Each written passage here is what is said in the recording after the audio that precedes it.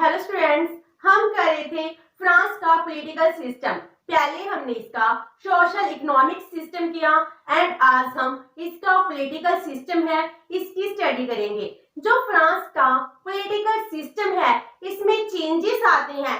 पहले मोनार्की थी, मोनार्की से ये रिपब्लिक की तरफ मूव करता है। इसके लिए सबसे इम्पोर्टेंट है फ्रेंच रेवोल्यूशन।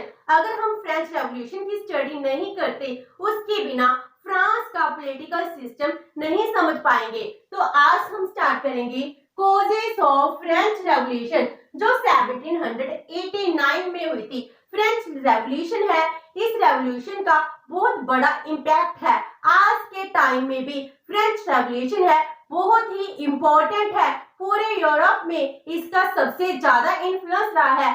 आज की डेमोक्रेसी में जो फ्रेंच रेवोल्यूशन का स्लोगन था, मोटो था, लिबर्टी, इक्वालिटी, फर्टिनिटी, ये आज की डेमोक्रेसी के मेन पिलर बन चुके हैं। तो फ्रेंच रेवोल्यूशन बहुत ही इम्पोर्टेंट थी। जो फ्रेंच रेवोल्यूशन हुई है वो क्या था? फ्रेंच रेवोल्यूशन एक स्ट्रगल थी। It was a struggle of weapons as well as of ideas. Means इसमें पॉलिटिकल सोशल चेंज भी हुआ और इसमें एनलाइटमेंट का पीरियड स्टार्ट हुआ जिसने सारे के सारे व्यूज से मोनार्की है, मोनार्की को खत्म कर दिया। इसीलिए इसको कहते हैं struggle of weapons and ideas. French revolution है, it abolish monarchy, made France a republic. लेकिन जो फ्रेंच रेवोल्यूशन थी स्टार्ट तो हुई थी मोनार्की को खत्म करने के लिए, इसमें रिपब्लिक है, रिपब्लिक पीरियड स्टार्ट होता है। लेकिन जो फ्रेंच रेवोल्यूशन है वो एंड कैसे होती है?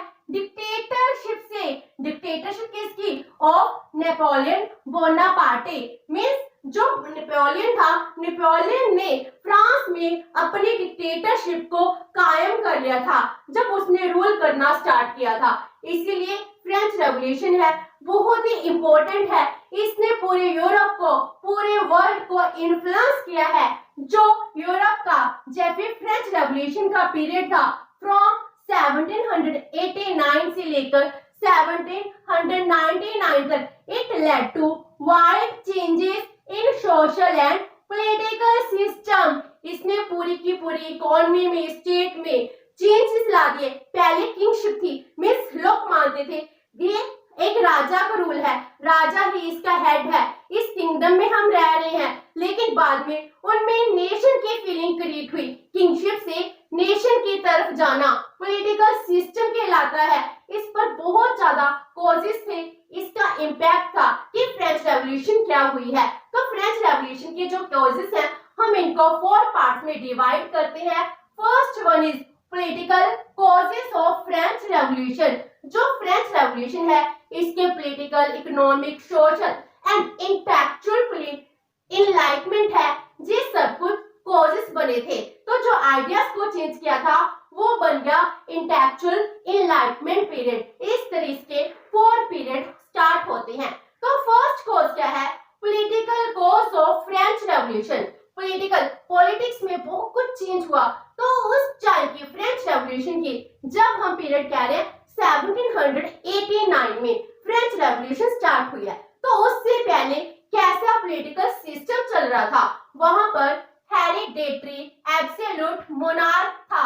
तो जो किंग था, किंग अपने आप को क्या समझता था कि वो रिप्रेजेंटेटिव ऑफ गॉड है ऑन अर्थ। जो भी वो कहता है वो अपने आप में ही एक लॉ बन जाता है। जो कुछ भी किंग कहता है, करता है, लोगों को उसको फॉलो करना चाहिए। तो वो अपने आप को रिप्रेजेंटेटिव ऑफ गॉड मानते थे।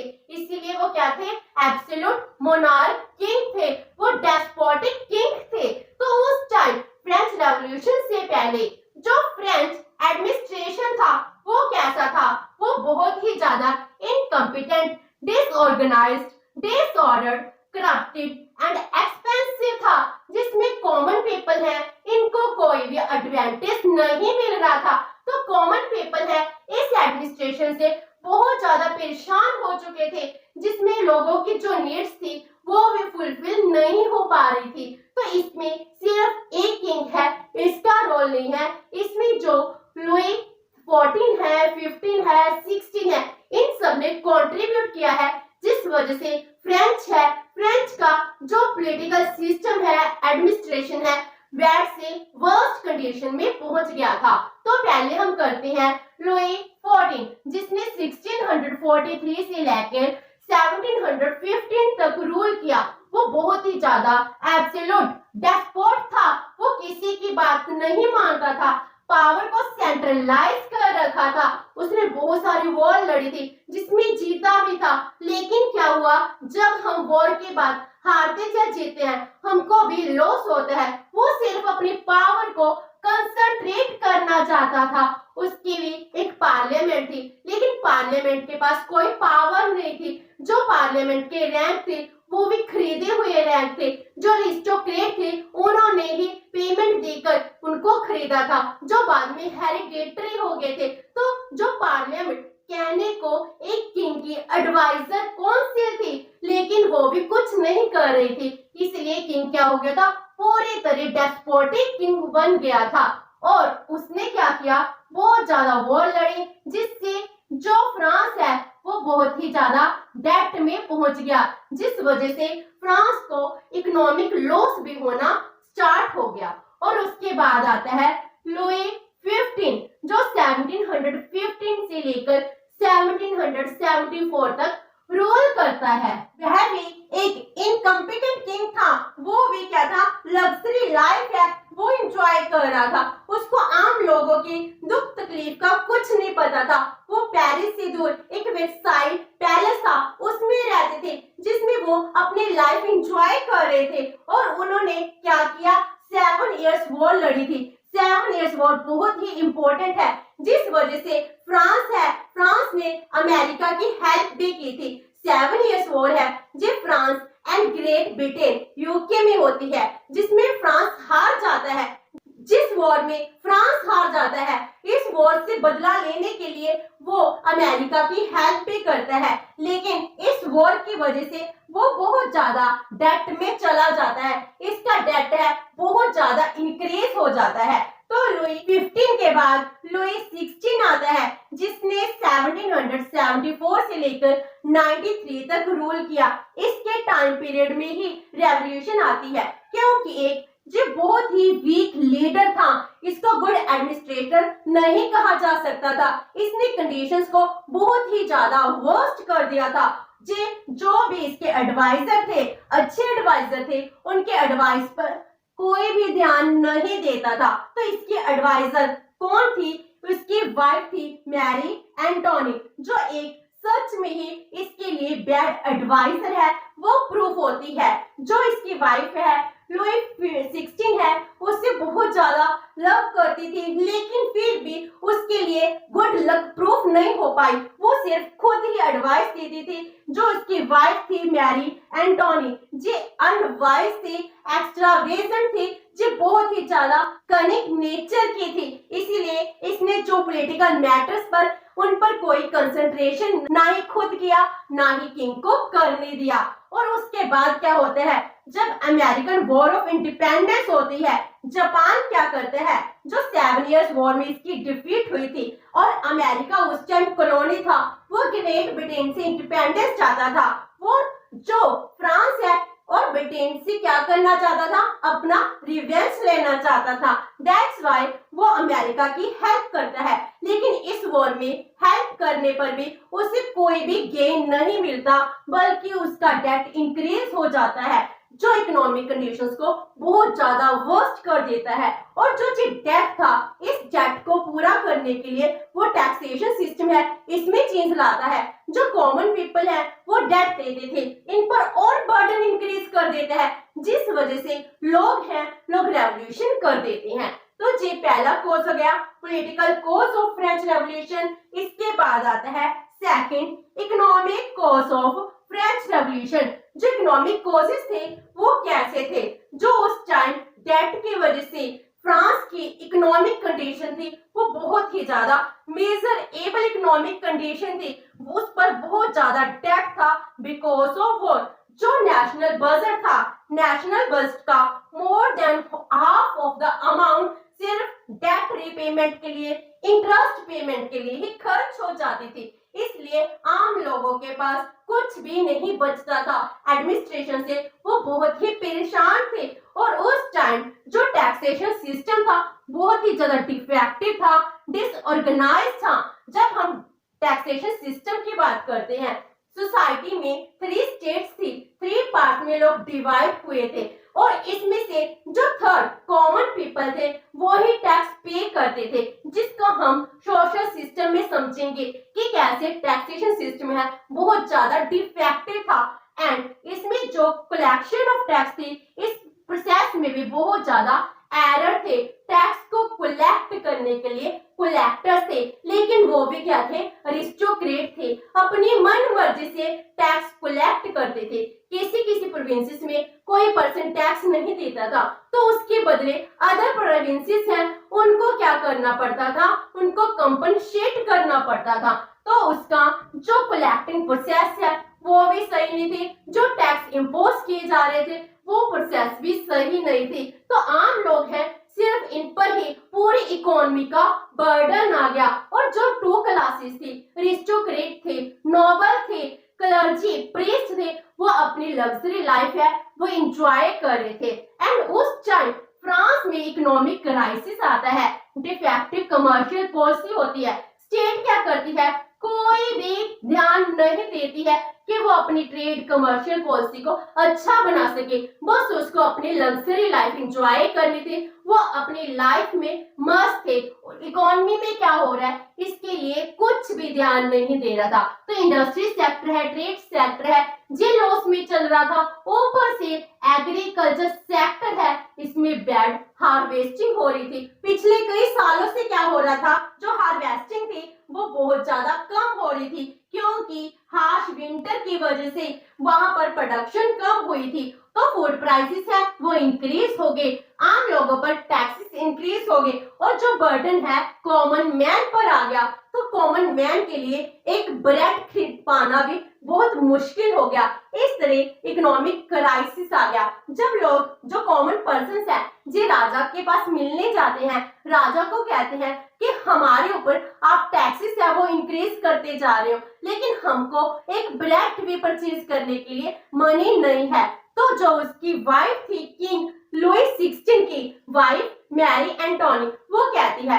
अगर आप ब्रेड नहीं परचेज कर सकते तो आप केक परचेज करिए। तो लोग और भी ज्यादा गुस्सा हो जाते हैं और वो किंग के अगेंस्ट रिवोल्ट कर देते हैं। तो ये बन गया economic cause of French revolution. और उसके बाद थर्ड आता है social cause of French revolution. French revolution में सोशल कॉज है बहुत ही इंपॉर्टेंट रोल प्ले कर रहा है।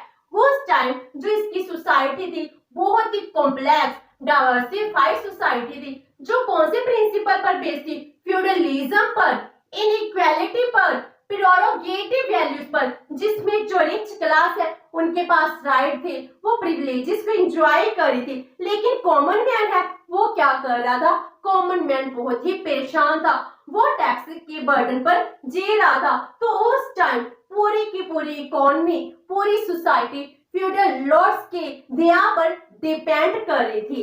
तो उस टाइम जो सोसाइटी थी वो 3 पार्ट में डिवाइड थी, जिसको हम कह रहे हैं state. First state, second state and third state. पूरी सोसाइटी में 3 टाइप्स के लोग थे, फर्स्ट, सेकंड एंड थर्ड। जो फर्स्ट स्टेट थी उसमें लोग कैसे थे, उसमें प्रीस्ट और क्लर्जी लोग थे, जो बहुत ही ज्यादा इंपॉर्टेंट रोल प्ले कर रहे थे। ये क्या थे, ये अपने आप को रिलीजियस मैटर में सबसे इंपॉर्टेंट समझते थे। जो प्रीस्ट थे उस टाइम फ्रांस में ये कहा जाता था जो क्लर्जी है, प्रीस्ट है, चर्च है, सबसे इंपॉर्टेंट है। ये क्या है, प्रीस्ट। जो चर्च है, चर्च स्टेट में एक स्टेट है, तो समझो प्रीस्ट का ही रूल चल रहा था। किंग के बाद अगर किसका रूल चलता है वो प्रीस्ट और क्लर्जी का था। और इनके पास लैंड कितनी थी, 10% लैंड थी और इसकी पॉपुलेशन कितनी थी, लेस देन 1%। और इनके पास बहुत ज्यादा कंसीडरेबल पावर्स थी, प्रिविलेजेस थी, जो अपनी लाइफ को एंजॉय कर रहे थे। लेकिन जो इकोनॉमी है उसमें कोई भी कंट्रीब्यूट नहीं कर रहे थे, कोई भी टैक्स पे नहीं कर रहे थे। तो जो फर्स्ट क्लास है जो अपनी लाइफ एंजॉय कर रही थी। प्रीस्ट में भी क्या है, 2 टाइप्स की क्लासेस थी, एक हाई प्रीस्ट और सेकंड थे जो ऑर्डिनरी प्रीस्ट हैं। बाद में फ्रेंच रेवोल्यूशन के बाद जब नेशनल असेंबली होती है, जो ऑर्डिनरी प्रीस्ट होते हैं वो नेशनल असेंबली में ही मिल जाते हैं। तो फर्स्ट क्लास है वो अपनी लाइफ एंजॉय कर रही है। उसके बाद आती है सेकंड क्लास, जिसमें कौन से लोग थे? नोबिलिटी के लोग थे, अरिस्टोक्रेट थे, जो बहुत ज्यादा रिच थे। इसके पास कितनी लैंड थी? 20% लैंड थी। और इनकी पॉपुलेशन कितनी थी? 1 से लेकर 2% तक पॉपुलेशन थी। ये भी बहुत ज्यादा पावरफुल थे, इनके पास बहुत सारी पावर थी, प्रिविलेजेस थी, और ये भी क्या थे? कोई टैक्स नहीं पे करे थे। तो मीनिंग क्या हो गया?